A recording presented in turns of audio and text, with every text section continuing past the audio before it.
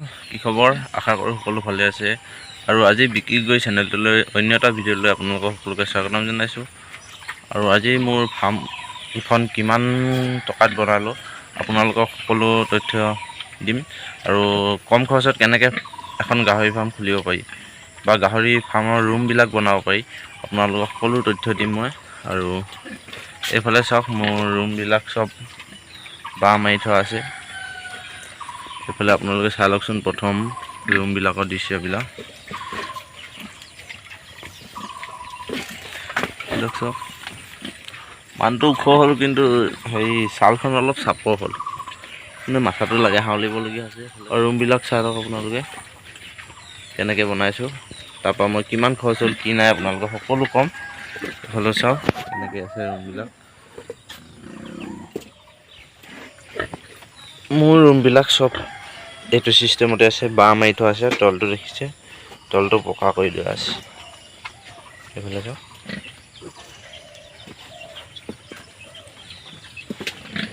ৰুমবিলাক চফা কৰি আছিলোঁ। এতিয়া এইটো ঘপকলৈ পায় কাৰেণ্টটো গ'লগৈ, আৰু মই বোলো ভিডিঅ' এটা বনাই লওঁ।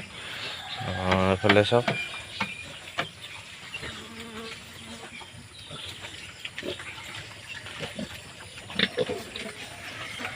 এনেকেই আছে ৰুমবিলাক মোৰ।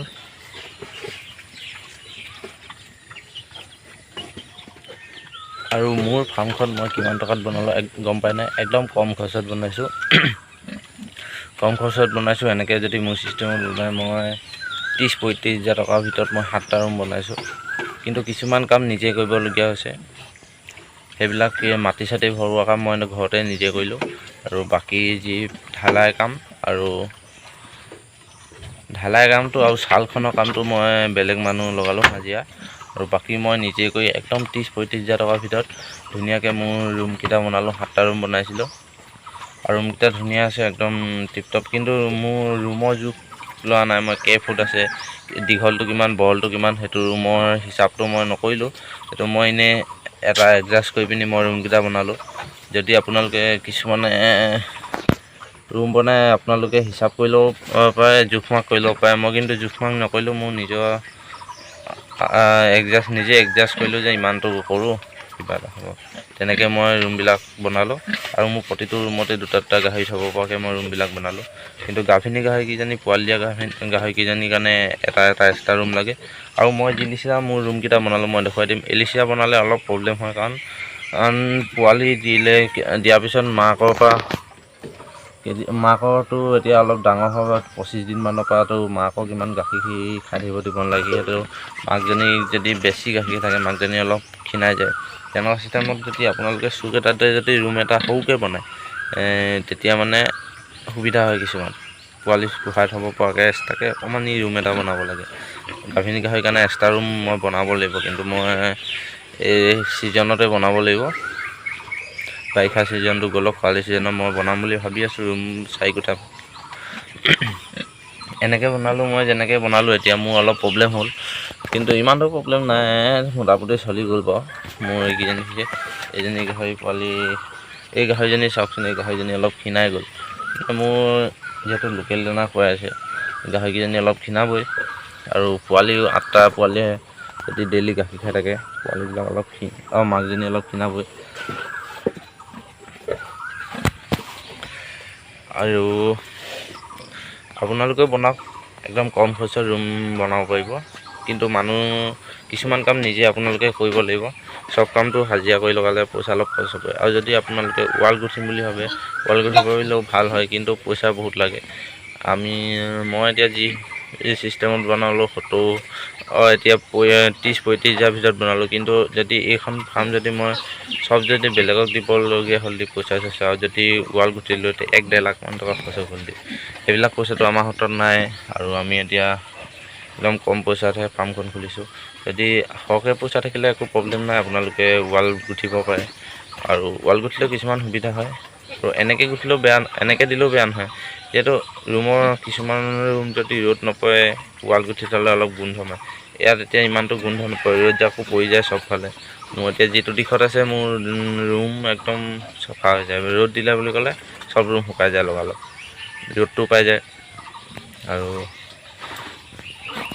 আপোনালোকে মোৰ নিচিনাকৈ ৰুম বনাব পাৰে, চাই লওক। একো মোৰ প্ৰব্লেম ইভাগে নাই, কিন্তু পোৱালি দিয়া গাহৰিকেইজনীৰ কাৰণে অকণমান প্ৰব্লেম এটা আছে। এতিয়া মাকৰ লগত ইন টাইম বান্ধি থৈ দিবলগীয়া হৈছে, আৰু এইখিনি পোৱালি ইন টাইম মাকৰ লগত বান্ধি থৈ দিবলগীয়া হৈছে। মাকজনী অকণমান ক্ষীণাইছে বাৰু, ইমানো ক্ষীণোৱা নাই। যদি আপোনালোকে চুক এটাতে যদি সৰুকৈ এটা ৰুম বনাই ল'ব পাৰে, তে পোৱালিখিনি অলপ টাইম ৰেষ্ট দিব পাৰি, মাককো ৰেষ্ট দিব পাৰি। মানে পোৱালিখিনি অকণমান টাইম বান্ধি থ'লে মাকজনী অলপ হ'লেও শান্তি পায়। এতিয়া চাওক, মাকজনী উঠিলেহে লগালগ পোৱালি গাখীৰ খাব লাগিলে মাকে কামুৰিব। এনেকুৱা প্ৰব্লেম কিছুমান দিয়ে এনেকৈ বনালে। কিন্তু আপোনালোকে এনেকৈ বনাব পাৰে বাঁহ দি। চুক এটাত যদি সৰুকৈ অকণমান ৰুম এটা বনায় পোৱালিৰ কাৰণে, আপোনালোকে পকা ৰুমবিলাক দেখিছে কিছুমান চাগে, ভিডিঅ' চাই থাকিলে আপোনালোকে গম পাইছে। এই ধুনীয়াকৈ এটা ৰুম বনালে সৰুকৈ পোৱালিৰ কাৰণে, তেনেকৈ আপোনালোকেও ৰুম এটা বনাই ল'ব পাৰে। চাওক, মোৰ এই ফাৰ্মখনৰ একো প্ৰব্লেম নাই, বাঁহ মাৰি থোৱা আছে। পোৱালি ওলাব নোৱাৰাকৈও সেই সৰুকৈ বাঁহ মাৰি থোৱা আছে, দেখিছে আপোনালোকে। আৰু বাকীখিনি অলপ ডাঙৰকেইটা আছে কাৰণে সিহঁতক অলপ ডাঙৰকৈ সেই মাৰি থোৱা আছে। আৰু এইফালে চাওক, সেই প্ৰব্লেমটোৰ কথা কৈছিল যে বাকী একো প্ৰব্লেম নাই, এইটো প্ৰব্লেমে আছে। মাকক অকণমানো শান্তি দিয়ে, মাক উঠিবও নোৱাৰে, উঠিলে কোনে পোৱালিবিলাকে খাব বিচাৰে, দেখিছেনে। আৰু এনেকৈ বনাওঁ। মোৰ গেটবিলাকো চাওক, গেটবিলাকো এনেকৈ বনাইছোঁ, একদম কম পইচাত। আপোনালোকে এনেকৈ বনাব পাৰে। চাওক কেনেকুৱা হৈছে কমেণ্ট কৰি কচোন। একদম কম পইচাত বনাব পাৰিব আপোনালোকে এনেকৈ। আৰু সেইফালেও আছে চাওক,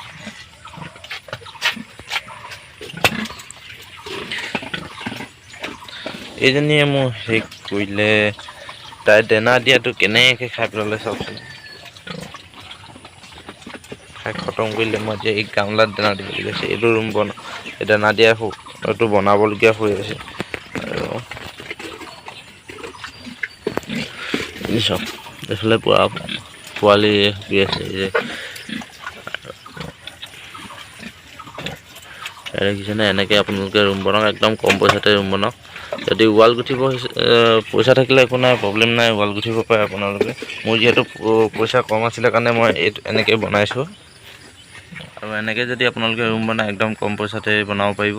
আৰু যিহেতু আমি প্ৰথম কিবা এটা কৰিবলৈ হ'লে আমি দুখীয়া চামটো একদম সৰহকৈ পইচা ভৰাই ল'ব ন। যিবিলাকৰ চাকৰি তাকৰি থাকে তেনেকুৱা একো প্ৰব্লেম নাই। আমাৰ চাকৰি তাকৰি নাই, একদম মোটামুটি কিবা এটা কৰি খাই আছোঁ, চলি আছোঁ। আৰু তেতিয়া যদি কিবা এটা কৰিবলৈ লয়, একেচাতেতো আমি ৰুমৰ কাৰণে 1-1.5 লাখ টকাটো ভৰাই লওঁতে এইটো মুখৰ কথা, এইটো সপোন যেন লাগিব। আৰু 1-1.5 লাখ টকা যে মই ৰুম বনাব পাৰিম ঘপককৈ, সেইটো মোৰ আশা নকৰোঁ। আৰু কম পইচাতে 30-35 হাজাৰ টকাত এনেকৈ ৰুম বনাওক, আপোনালোকে গাহৰি ফাৰ্ম খুলি থাকিব পাৰিব। আৰু আজিৰ ভিডিঅ'টো মই ইমানতে সামৰণি মাৰিছোঁ। যদি ভিডিঅ'টো ভাল লাগে লাইক কৰিব, শ্বেয়াৰ কৰিব। আৰু যদি চেনেলটো এতিয়ালৈকে ছাবস্ক্ৰাইব কৰা নাই, চেনেলটো ছাবস্ক্ৰাইব কৰি ল'ব। আৰু কাষত থকা বেল আইকনটো বজাই অল কৰি দিব।